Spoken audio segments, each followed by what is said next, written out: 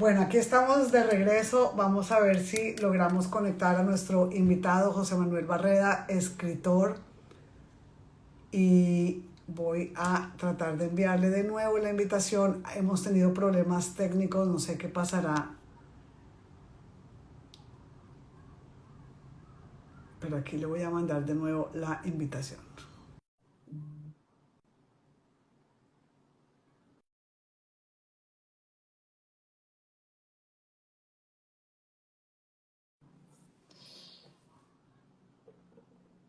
Vamos.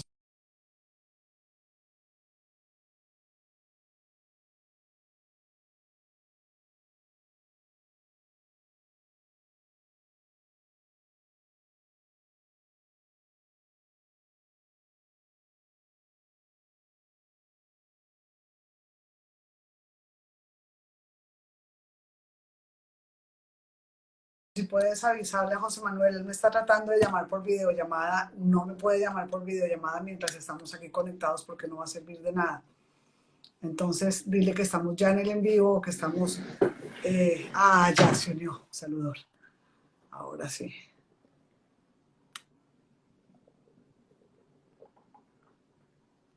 Ahora sí.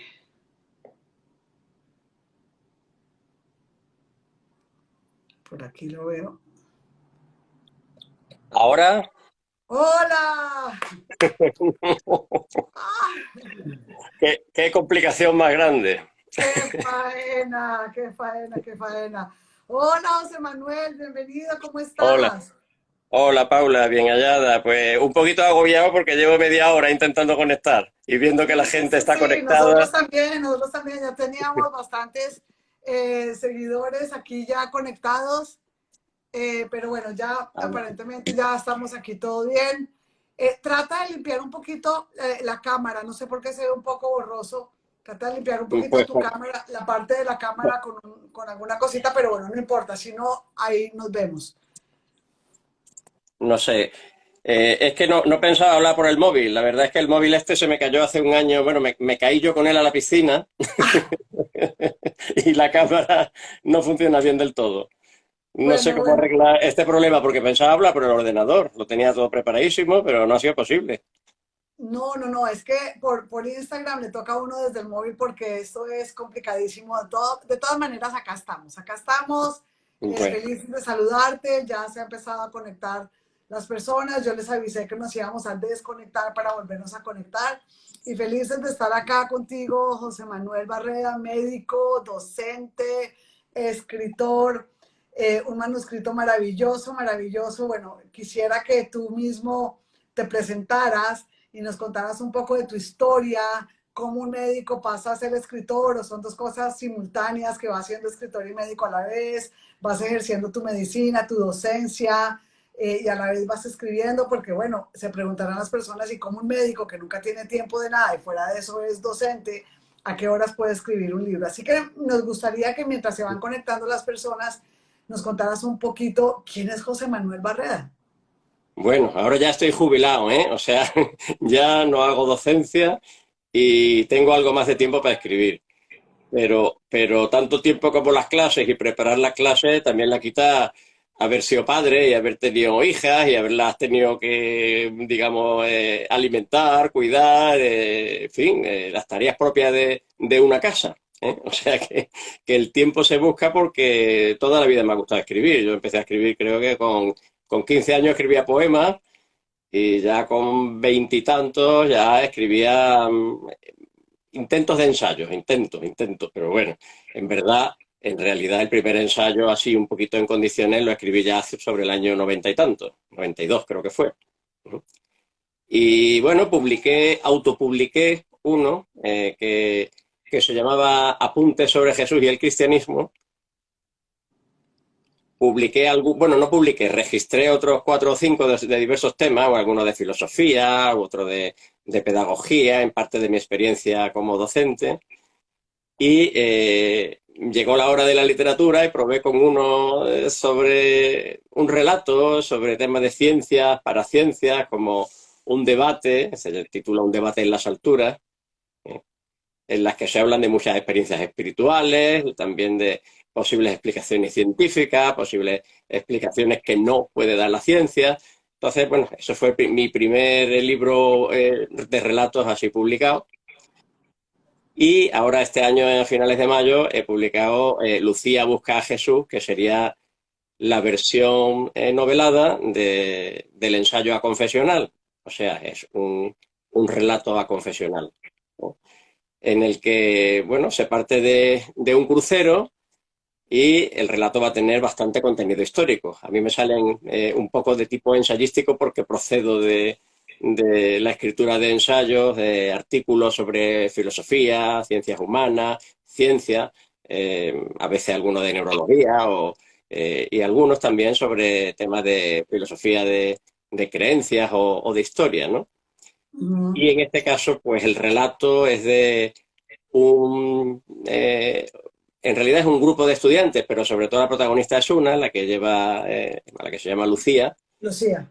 Lucía, y que, bueno, ha estudiado bachillerato con cierto retraso. Los alumnos de mi centro no es infrecuente ver alumnos de más de 30 años y hasta los tiene, o sea, tiene 36, o sea, unos 5 menos que su profesora, que su profesora de historia, que se llama Ana, a la que en el propio centro la había abordado durante los dos cursos para preguntarle acerca de este personaje del que ella quiere saber la verdad histórica, o sea, el conocimiento científico que fuera posible.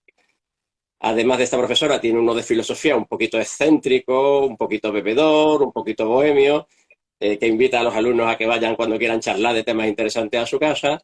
Y entonces vive en un paraje ahí cerca de la playa, ahí entre pinares y eso, y ella pues también lo visita. Y cuando está en el crucero está tanto recordando las visitas como aprovechando que están con ella para continuar lo que es sus conclusiones, su investigación.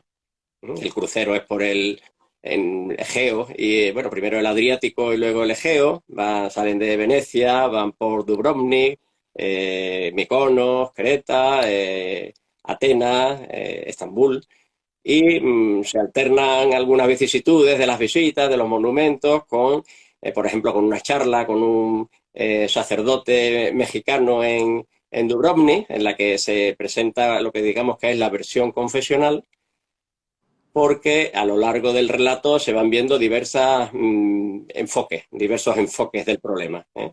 El universitario viene a ser el que se llama historicista, Ujú. que es la conclusión general de los expertos, aparece al principio del libro, o sea, de los especialistas tienen una idea básica de unos 40 ítems, sabemos de Jesús los siguientes datos, ¿no? Iban dando si fue un hombre de tal tipo, si fue un hombre, por ejemplo, si fue un predicador, un profeta, un sanador, un rabí, un maestro, fundamentalmente, su origen galileo, etcétera, etcétera. O sea que esos datos se van poniendo al principio del todo, pero la alumna encuentra una serie de contradicciones y le interesa también cómo de un hombre así se llega a hacer una religión. Entonces, el enfoque historicista sería el hombre existió, pero fue un maestro, etcétera, etcétera. El enfoque negacionista que aparece con el profesor que duda de todo, no es que él sea negacionista, pero quiere decirle a la alumna que es bien difícil demostrar la existencia y que hay que buscar en diversas fuentes hasta conseguir un enlace un poco seguro. Entonces aparecen las ideas esenciales del enfoque negacionista, que todavía funciona bastante, por ejemplo, en Estados Unidos, y el enfoque confesional que aportaba este hombre y el que ella le va dando, se llama Héctor, el sacerdote, al que ella le va dando también de vez en cuando vuelta, y algunas cuestiones que la inquietan, como el tema de salvación, o el tema resurrección, o el tema mesianismo, o las distintas filosofías que había, las facciones en lucha de, por ejemplo, los celotes, etcétera, etcétera, ¿no? Son cosas que van apareciendo por el libro. El personaje a Eh, mí me parecía, perdón, sí. Te quería hacer una pregunta, José Manuel. Nosotros hoy en día, bueno, yo creo que esto ha sido algo que ha sucedido siempre y es, perdón, hemos visto en la historia que siempre ha habido como una,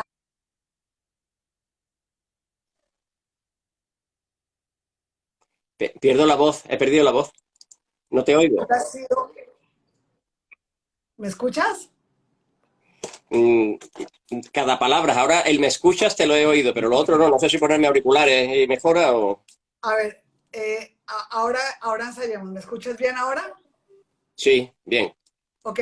Nosotros siempre nos hemos dado cuenta, digamos, en todas las épocas de la historia, que siempre ha habido una batalla de creencias entre la ciencia y la religión. Siempre han estado las personas espirituales o las personas que creen en alguna religión, de alguna manera contrapuestos contra lo que es la ciencia y los científicos. Y hemos visto que generalmente las personas que son los científicos, los que estudian, los médicos y este tipo de personas son de alguna manera como los que si no meto el dedo en la llaga, si no veo el milagro ante mis ojos, pues no creo, y son personas de alguna manera no creyentes. La primera pregunta es, tú siendo médico, ¿eres una persona creyente? No, me consideraría espiritual, pero no creyente. Es curioso porque yo creo que se puede ser espiritual y no ser creyente también. ¿Pero eres agnóstico? Sí, Ok. Muy interesante. Esto es algo, cuando yo recibí, digamos, un poco la reseña de tu libro, me quedó un poco como la duda, ¿no? Me quedó como la inquietud y yo dije, bueno, médico, está hablando de Jesús, me habla de tres posturas diferentes, el negacionista, el historicista y el confesional, y dije, ¿cuál de los tres será? ¿Con cuál de los tres se pues identifica nuestro escritor? la gente que lo ha leído consideran que es respetuoso y que cada uno se puede quedar con su idea. O sea, no va contra nadie, no va en plan agresivo, va en plan descriptivo. ¿Eh? O sea que se presentan una serie de razones que tienen uno y en realidad casi parece que no cuadra la historia que cada uno reproduce al completo, siempre hay algo que falla. ¿Eh? Hay algún autor que ha denunciado eso, pero vamos, en realidad el ensayo era posterior al mío, ¿eh? Un italiano, ¿eh?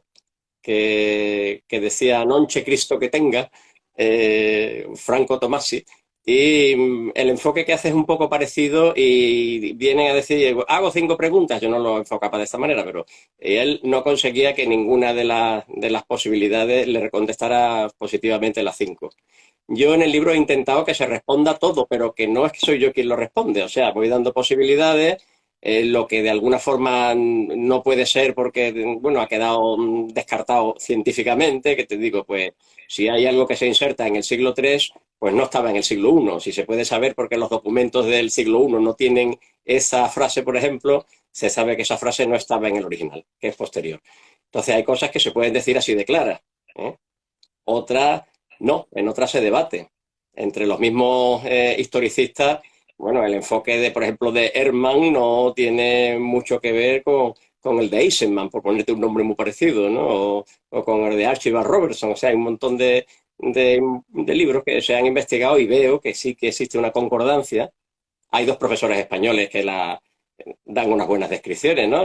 Antonio Piñero, sobre la versión historicista, Fernando Bermejo, incluso Gonzalo Puente Ojea, pero tú dirás, bueno, esta gente son todos agnósticos. No, también he metido bastantes autores confesionales, ¿eh? Aparece Santiago Guijarro, aparece Juan Manuel Moreno González, profesor también de la Universidad de Cantabria, aparece alguno más. De hecho, uno de los principales autores de ahora mismo de una visión de Jesús que puede ser universalista, a ver si me acuerdo el nombre, John Paul Meyer, un alemán, jesuita, y que bueno, hace una historia que cualquiera refrendaría, incluso demasiado crítico en algunos aspectos sobre la historia.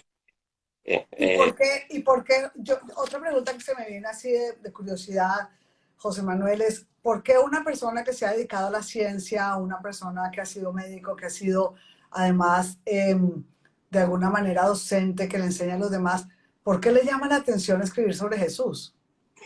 bueno, a ver cómo te explico esto. ¿De Aquí hay dónde nace historia. esa inspiración? No, hay historia biográfica en la que, bueno, te tendría que decir que he vivido aquí en España la época un poco negra de la dictadura, en la que había un monopolio y una predicación permanente en un colegio de sacerdotes. Me quedé huérfano con 5 años, o sea que vivía yo una tele en blanco y negro con programas muy redundantes en temas religiosos, un padre que era muy religioso, un colegio en el que se me daba la religión en plan de mucha culpabilización, y de alguna forma yo con 15 años ya era un poquito rebelde frente a estos temas. Y ya cuando, bueno, aquí se empieza a estudiar medicina muy temprano. Yo tenía 17 años cuando ya estaba en primero de medicina y 23 estaba cumpliendo cuando ya era médico. O sea que se estudia tempranito esos 6 años. Pues cuando yo tenía 19 estábamos cenando allí con los compañeros del mismo piso y uno dice, me gustaría, si fuera posible, viajar en la historia, conocer a un personaje que me interesa muchísimo su vida. Y yo estaba pensando, ¿le interesará a Jesús? Y me dice, Leonardo da Vinci. Y me dije yo, me dije, bueno, a mí me hubiera interesado viajar en la historia para conocer la realidad sobre otro que me choca bastante. Pero más adelante sí que estaba investigando, he tenido algún debate, alguna discusión al principio con mi padre, luego ya con otra serie de personas y luego he terminado publicando artículos no sobre este tema, aunque bueno, 3 o 4 sí han ido sobre este tema, en un blog, ¿no?, que se llama Humanismo sin Credo, dentro de Periodista Digital. Ok. También participo en Quora y en Academia Edu, donde hago artículos de diversos temas, sobre todo de ciencia, pero de filosofía bastante también, y de actualidad. Y este ¿Quién es un era, tema más, vamos, sí. quién era Jesús para ti? ¿Quién es Jesús para ti? ¿O quién fue Jesús en la historia? Pues sería un maestro judío que mm, se sintió profeta, parece ser, historia, se empezó a predicar por las aldeas de Galilea y en determinado momento de su vida, además de atraer a personas de su entorno, intentó ir a Jerusalén con la intención de ser Mesías. Esto último lo discuten algunos historicistas, no lo consideran todos, pero la mayoría considera que sí, que cumplió las expectativas que venía en Zacarías de que entraría en burro, de que sería aclamado hijo de David, o sea, el rey prometido por los profetas, etcétera, etcétera. O sea, es uno de los, si tú miras los 12 Mesías, porque no es el único que se propugnan Mesías a lo largo de un siglo, Jesús estaría en todo el medio, estaría el número 5, el número 6. Aparecen en el libro con nombres y apellidos, los apellidos no, de algunos no se sabe ni el nombre. Se le llama el Ujú. profeta egipcio o se le llama el esclavo de tal persona, pero hay 12 candidatos mesiánicos y entre ellos Jesús no suele ser nombrado, entonces parece ser bastante desconocido. El John Mayer, este jesuita, titula su libro Un judío marginal, lo llama así. Nosotros hemos creído siempre que ha sido importantísimo, que tuvo seguidores por todo, que los distintos historiadores lo nombrarían, y parece ser que era desconocido por los 40 historiadores más próximos a su medio. Y bueno, se debaten si hay 3 de ellos que lo citan directa o indirectamente. La mayoría de los historicistas considera que uno de ellos, por lo menos indirectamente, así que lo cita, lo consideran cierto, pero los negacionistas los discuten y además presentan una serie de datos. De todas formas, sí que aparece una cita de un discípulo directo de Jesús, hijo de José, ¿no?, de este Jesús, nazareo o nazoreano. La palabra esta última no se sabe muy bien lo que significa, porque algunos dicen que significa los despiertos, las cestas de los vigilantes, ¿sabes? Otros eran que procedía de Nazaret, pero se dice que Nazaret no existió hasta el siglo III y que la que existe actualmente es una ciudad llana que no tiene nada que ver con la que describe Lucas en lo alto de un precipicio, ¿no? Ok. Bueno, y ahora cuéntanos un poquito sobre el trasegar de Lucía. Lucía busca a Jesús, Lucía encuentra a Jesús. ¿Qué pasa con Lucía en la historia? Lucía va oyendo distintas versiones, va reflexionando sobre qué cosas no le cuadran, prefiere con mucho ella la versión historicista, por eso se enfrenta, está de parte de su profesora, se llama Ana, y se enfrenta a su profesor Miguel Ángel, que es el que quiere ser muy científico, pero en determinado momento él le va dando una historia bastante verosímil y una crítica de los textos antiguos, de las distintas religiones que había, de la religión cósmica, el amor universal, el logos encarnado. Hay una serie de ideas de platonismo que aparecen en el libro. No, aunque estoy diciendo muchas palabras un poquito técnicas, el libro tiene un lenguaje que se entiende bien, ¿eh? No, Ella va de alguna forma conectando con su idea, con lo que ella quiere encontrar, al principio con dificultades, y luego tiene que ir comprendiendo la diferencia entre lo que creyeron los posibles seguidores judíos y los que creyeron los que hoy día llamamos cristianos, que son el grupo que salió en el mundo greco-judío ya, en los judíos de habla griega, por donde andaba Pablo, por la zona de Siria, por la zona de Grecia, y que hacen ya terminan haciendo una deificación ya, una conversión en Dios, aunque ya eso bastante tardía, ¿eh? Eso no existía todavía en tiempo de Pablo. Ok, ok. Y en términos de la actualidad, ¿tú crees que la población hoy en día es mayormente negacionista, historicista o confesional? ¿Qué está pasando hoy en día en la actualidad con Sí, esas tres sí. posturas? Si nos movemos por el mundo iberoamericano, la mayoría sigue siendo creyente y de distintas formaciones cristianas, pues, bien católicos o bien de lo que aquí se llaman luteranos o protestantes. En España ya la cosa está así, ¿eh? La cosa está ya sobre el 30 y tantos % se declara no creyente. Y yo creo que del otro 60 y tantos, por lo que vienen a decir cuando la encuesta se hace más profunda, se consideran creyentes en algo, en lo que podríamos llamar una religión de la nueva era, ¿no? En la energía, en el espíritu, en una inteligencia que hace funcionar el mundo. Y muchos de ellos, casi la mitad, se consideran cristianos, claro. Ujú, ujú. Pero bueno, eso en el libro no aparece, ¿eh? No Claro. aparece, no. Y yo, negacionista, sí veo que hay un movimiento, pero la mayoría no le veo mucha formación, ¿eh? O sea que uno puede decir yo soy creyente y tener lo que aquí se llama la fe del carbonero, o sea, me han dicho que esto es así y yo lo creo a pie juntilla porque si no estaría pecando. Y hay también negacionistas de, yo qué sé, de TVO, digamos, de cómic, ¿no? De que ha leído tres cosillas y bueno, pues lo niego, ¿no? Una investigación te lleva a tener una idea un poquito afianzada con argumentos, ¿no? Con argumentos. De acuerdo. ¿Cuál fue el propósito del libro cuando tú Uy, escribes el libro? ¿Cuál era el propósito que tú tenías para el lector? ¿Qué quieres que el lector encuentre en el libro? ¿Cuál es la riqueza del libro que tú le estás entregando al lector? a ver, lo tengo apuntado, ¿eh? Por eso me he quedado así. Te lo, te lo voy, te lo voy a decir. Mira, ¿qué te ofrece? Y he puesto aquí información objetiva con datos, resumen de ideas, elementos de crítica o análisis crítico, exposición de las conclusiones de los principales especialistas que han escrito sobre el tema y, en general, una información objetiva para que el lector se haga su propia idea. A lo largo del libro el lector va conociendo bastante sobre historia, historia de las ideas, historia social, facciones enfrentadas dentro del mundo de Judea y de Galilea, o de los judíos, quiénes eran realmente los que podían ser seguidores o los que fueron seguidores de Jesús y quiénes sus enemigos, por qué murió así, ¿no? Qué cosa concreta pudo ser causa de que lo crucificaran. O sea, son distintos temas que yo creo que tienen interés. También cómo se produce una divinización, una deificación, que no es lo mismo que lo que llegaron a hacer, según los propios historicistas, sus seguidores judíos. Ellos consiguieron que lo que hubo fue una exaltación, ¿no?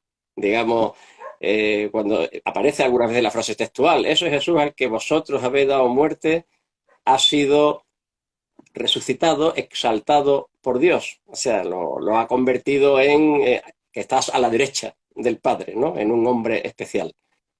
Eso en aquel tiempo podía hacer una santificación de alto nivel como la que tuvieron otros profetas, por ejemplo Elías, también se le considera que estaba allí, ¿no? Junto a los principales judíos, pero no se podía hacer un igual a Dios porque desde el judaísmo Dios es uno, es solamente uno, no puede haber otro.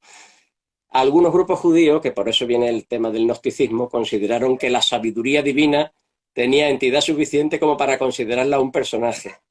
Y, Mm, y algunos gnósticos dijeron que la sabiduría se encarnaba. en un No. cuerpo aparente. Eso es lo que más o menos venía a defender Pablo. Y Pablo esperaba que este hombre resucitado, digamos, o renacido en cuerpo aparente, apareciera de nuevo ante la tierra. Prometía su venida y que los seguidores suyos se encontrarían con él en las alturas, incluso los que habían muerto. ¿No? O sea, son Ok. historias... Sí. Inés Romante dice, lo mejor que se entiende del libro son los cubatas y los frutos secos, que se Mira, eso toman, significa... que se toman entre conversación y conversación. El libro está muy bien y se presta mucho para charlas y debates. ¿Has hecho ya o has intentado hacer algunas charlas o debates con las personas sobre el libro? Sí, bueno, los 3 o 4 familiares y amigos que conozco que se lo han leído, porque en realidad lo han comprado también bastantes amigos más, pero por ahora me han hecho pocos comentarios, ¿no? Del tipo, voy por la mitad, me está haciendo muchas preguntas interiores, me está enseñando cosas, pero también me está... generalmente suelen decir que refrendan su propio pensamiento, porque como cada uno se puede quedar con la idea que quiera, puedes decir, me están dejando mis ideas más claras, pero siguen siendo mis propias ideas. ¿No? No se trata de refutar creencias, no se trata de decir, pero lo que dice ella es verdad. O sea, en el libro, el profesor este, que es un poquito bohemio, coge bastante, toma bastantes cubatas, por eso lo está diciendo ahí, o bastante vino de Oporto también. Y dan paseos por la playa, tanto la alumna como él, como en la segunda visita que hace a ella, hay otro profesor, que en este caso es de dibujo, no tiene por qué saber del tema, pero sí se ha leído 3 o 4 cosas que son historicistas también, pero este hombre es un poquito antieclesiástico, el otro. No obstante, es muy respetuoso con el personaje. O sea, que es uno de esos cristianos que consideran que de Jesús es seguidor más bien, pero de la iglesia no. Entonces los tres se juntan, toman champán, por eso también lo dice ella, van después a casa, siguen la charla mientras hacen una chuletita en la chimenea, brindan ahí a la luz de la luna en la orilla, se describe bastante la situación así un poquito de lo que era una religión cósmica, la fraternidad universal, ¿no? Hay una serie de ideas poéticas en el libro que yo creo que ahí están bien, vamos, bien narradas, no sé. ¿Qué te inspira a escribir esta historia? Te preguntan. ¿Cómo nace la historia y qué te inspiró a escribirla? Ahí hay que hablar de 2 momentos, ¿no? Uno en el que un alumno de mi instituto, yo llevaba el periódico, lo dirigía y había prometido que todos los alumnos que hicieran un artículo, pues se le publicaría. Y no se me había ocurrido poner otro límite que fuera legal, o sea, que no se calumniara a ninguna persona ni se difamara. Entonces, uno hizo un poema totalmente impresentable, un poema, pero que los personajes eran religiosos, lo llamó la Sagrada Familia.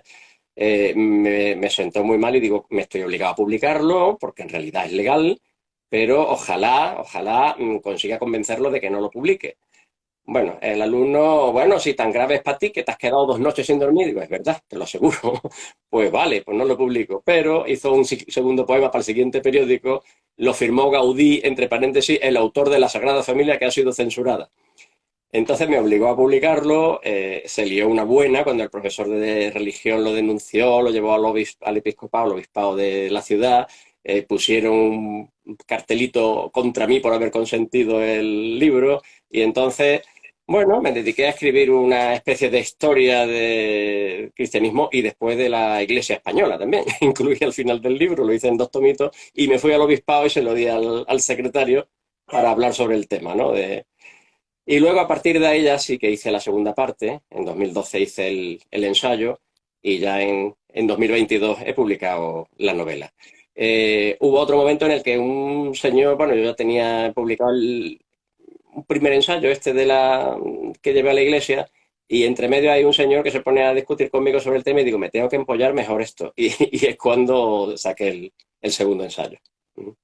Pero bueno, han sido unos cuantos años de estudio motivados más bien por discusiones y una búsqueda personal, porque me inquietaba a mí el tema de qué sabemos de esto y cómo se puede difundir una idea así por el mundo, ¿no? Maravilloso. ¿Y qué quiere escribir ahora José Manuel después de haber escrito este libro de Lucía Busca a Jesús? Lo tengo escrito de hace ya unos cuantos meses. Lo que pasa que hay que defender uno y luego presentaré el otro a las editoriales que ni siquiera lo he presentado. Se llama Un fin de semana con Esther. Ah, ¿y se puede saber de qué se trata? Sí. Como los temas son argumentales, te he hablado de uno del debate en las alturas, que iría sobre la esperanza de alguna forma. Este de Jesús iría sobre la fe, y tenemos fe, esperanza y caridad. Este último va sobre el amor, la moral, esos serían los temas fundamentales. Amor, moral y, bueno, no sé, la utopía, ¿no? Y cómo entrelazas el amor con la moral? Eso me gustaría saberlo. Bueno, yo creo que tiene bastante conexión. Puedes considerar que la moral es un conjunto de principios que hay que cumplir, y puedes considerar que si cuando existe amor no es necesario ni siquiera que te digan cuáles son los principios, ¿no? Si tú coges la regla de oro, lo de no hagas a los demás lo que no quieran que te hagan a ti, vive y deja vivir, trata al prójimo como a ti mismo, ¿no? Ideas de este tipo. Bueno, si tú sientes directamente amor, no es necesario que te den un mandato. Pero bueno, no es lo De único que se acuerdo, habla en sí. el libro, ¿eh? A ver si nos hacen más preguntas. Aquí abrimos el micrófono para que le hagan más preguntas a José Manuel, las personas que están aquí. ¿Qué te impulsó a escribir esta historia, José Manuel? Bueno, lo he dicho, ¿no? Primero hubo un pequeño encontronazo que me metió ganas de mandarle un librito al episcopado. Luego tuve una serie de discusiones que me hizo pensar que no dominaba yo bastante el tema y me metía, o sea, a leer unas cuantas decenas de libros de diversos autores. Luego me metí en un blog que se llamaba Humanismo sin credos, en el que se intentaba propiciar un humanismo en el que no fuera, bueno, en el que se pudiera debatir sin necesidad de que hubiera un credo impuesto. Y ahí dentro, viendo que había algunos sectores bastante intransigentes, intenté presentar una visión bastante abierta de Jesús, y ya luego digo, ¿por qué no voy a escribir un libro? Y escribí un ensayo. Maravilloso, maravilloso. ¿Cuál es tu meta máxima, tu meta espiritual a través de la literatura? ¿Qué es aquello, cuál es esa huella que José Manuel quiere dejar en el mundo a través de la literatura, a través de sus letras, de sus escritos? Es una conjunción de lo que sería divulgación científica y filosófica y promoción del autoencuentro, ¿no? Qué lindo, qué lindo. ¿Y qué es el autoencuentro para ti? ¿Has tenido esa experiencia del autoencuentro? Sí, pero al nivel de la honestidad, digamos, de la humildad, de reconocerse falible y de decir, hay bastante que limar, hay bastante que limar, hay bastante, ¿no? De ese tipo. Un ¿Y poco ser honesto, ¿no? qué crees que está sucediendo en la humanidad? Porque yo veo, digamos, que hay una especie como de despertar espiritual en las personas hoy en día y creo que las personas están buscando ese autoencuentro, creo que hay un despertar espiritual, creo que se está empezando a tejer una conciencia en la que las personas están de alguna manera sintiendo que sus almas están buscando más la espiritualidad que la religión, porque antes veíamos que muchas veces la religión era un dogmatismo en el que las Sí. personas se quedaban como presas del deber ser y ahora las personas están realmente desde una postura más libre buscando esa espiritualidad sin necesidad de encasillarse o encarcelarse, por así decirlo, en una religión. ¿Qué hace que las personas estén buscando, como tú lo estás diciendo, el autoencuentro y además ese encuentro también con la dimensión espiritual? Pues la insatisfacción que se tiene cuando De no se acuerdo. desarrolla la dimensión espiritual. Lo que los filósofos llaman frustración y que de alguna forma despierta inquietudes que te hacen desear amar, volar, un tipo de encuentro, ¿no? De sentimiento de fraternidad. Aparece también en el libro porque tanto las religiones de misterios como, bueno, sobre todo era eso, las religiones de misterio y la de Pablo en concreto se basaba mucho en eso, en el amor fraterno.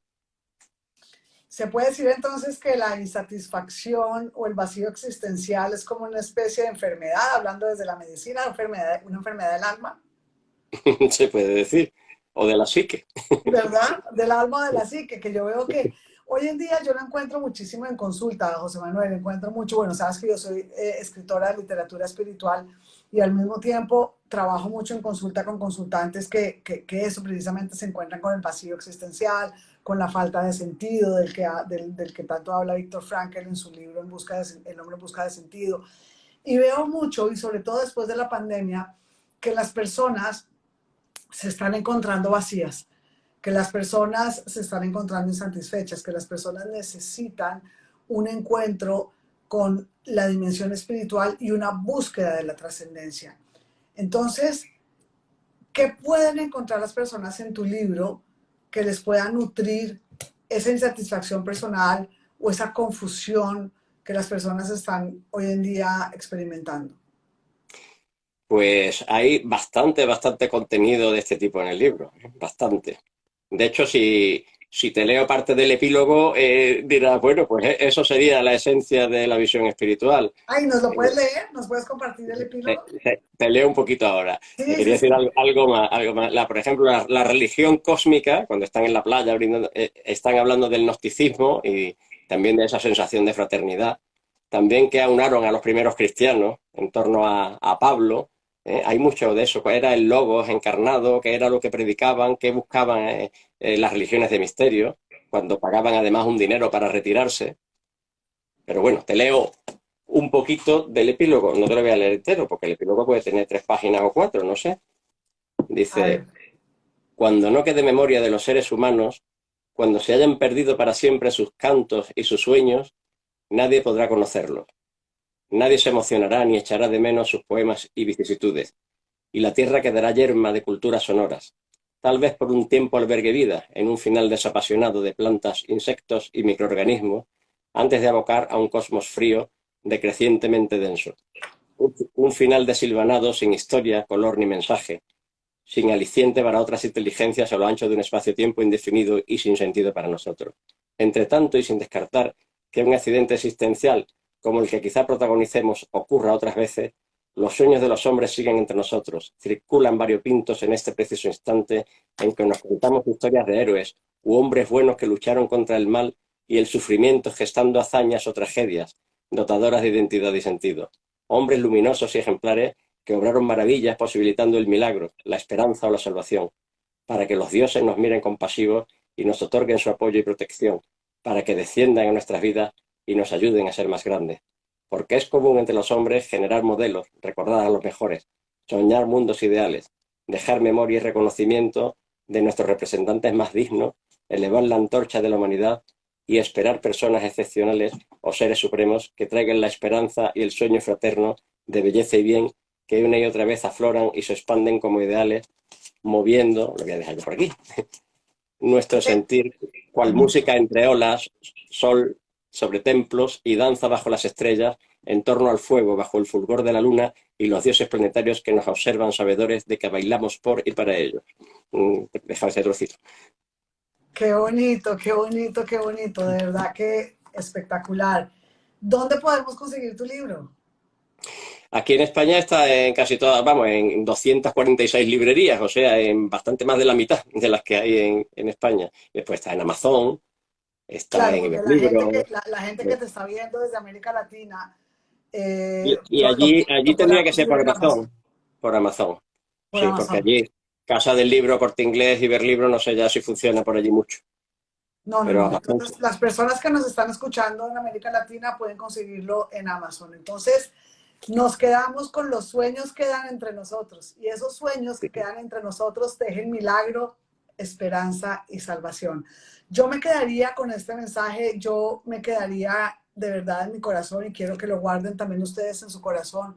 Los sueños quedan entre nosotros y que después de todo lo que estamos viviendo a nivel mundial, de todo este desastre, de toda esta de esta toda, ¿sabes? Este desastre que estamos viviendo a nivel mundial en cada esquina del mundo, porque uno dice, no, es que en Sí. Latinoamérica la cosa está hecho un desastre, pero también por acá, por Europa también. Entonces la gente está viviendo vidas vertiginosas, Las personas están angustiadas, las personas están insatisfechas, las personas están cayendo en ese vacío.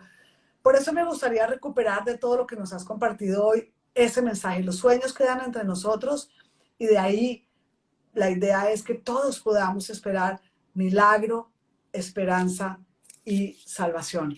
Y yo creo que si nosotros, independientemente realmente de que seamos negacionistas o historicistas o confesionales, si todos nosotros nos podemos unir en un solo, en un solo pueblo, independientemente de donde seamos, y quedarnos con esa, independientemente de nuestro pasaporte, de dónde es, o de nuestra identidad religiosa o credo religioso, o si lo tenemos, o si somos agnósticos o creyentes, quedémonos con eso, con que si nosotros nos quedamos con esos sueños en nuestro corazón y que vamos a tener esa esperanza de que vamos a construir entre todos un mundo mejor y que en vez de que la religión o las creencias nos desunan o nos pongan a pelear entre nosotros, más bien podamos unirnos como pueblos y buscar esa salvación, la salvación entre nosotros mismos y poder vivir una vida desde la fraternidad, que yo creo que fue el mensaje que nos dejó Jesús. Pues sería maravilloso, José Manuel, que tu libro a la final sea medicina para el alma, siendo tú un médico, que nos regales esa medicina espiritual para el alma y que todos podamos enriquecernos con tu mensaje y con tu maravillosa poesía, la que nos estás entregando a través de este libro. Así que muchísimas gracias por esta entrevista, muchísimas gracias A por ti. habernos compartido. Gracias a ti, que ha sido encantadora para mí esta entrevista, que también es un encuentro. De verdad, un Encantadísimo. encuentro de dos almas espirituales Sí. que además se han unido con almas que se han unido con nosotros desde Sudamérica, otras que se han unido acá en España, muchas personas aquí que te comentan, gracias por este maravilloso libro, gracias por lo que nos has entregado en este encuentro, vamos a seguirte, necesitamos que publiques más en Instagram para poder tener más sobre conocimiento sobre tu maravilloso libro. Y de todas maneras, pues bienvenido siempre a esta casa. Vamos a tener este enlace de tu entrevista, después lo vamos a subir a un link en YouTube para que lo puedas compartir con tus eh, personas más allegadas, para que lo puedas mandar. Y muchas, muchas, muchas gracias. Lucía busca a Jesús. Es el libro de nuestro gran escritor invitado de hoy, José Manuel Barreda. Y Ah, exactamente, muéstralo para que lo podamos encontrar y buscar y ya sabemos, viene de un médico y nos está regalando medicina sanadora para el alma. Así que muchas gracias, José Manuel, por estar en este espacio. Ha sido realmente maravilloso. Me encantó la parte que nos has entregado del prólogo. Y bueno, estaremos leyendo tu libro para nutrirnos un poco de esta historia maravillosa de Lucía. del epílogo. Muchas Del gracias. epílogo, del epílogo. Muchas gracias, gracias en nombre de todas las personas que te han escuchado y te estaremos comentando en nuestra próxima entrevista sobre lo que cada uno encontró en tu maravilloso manuscrito. Gracias. Te mandamos un abrazo muy grande. Un abrazo igualmente. Chao, chao. Hola.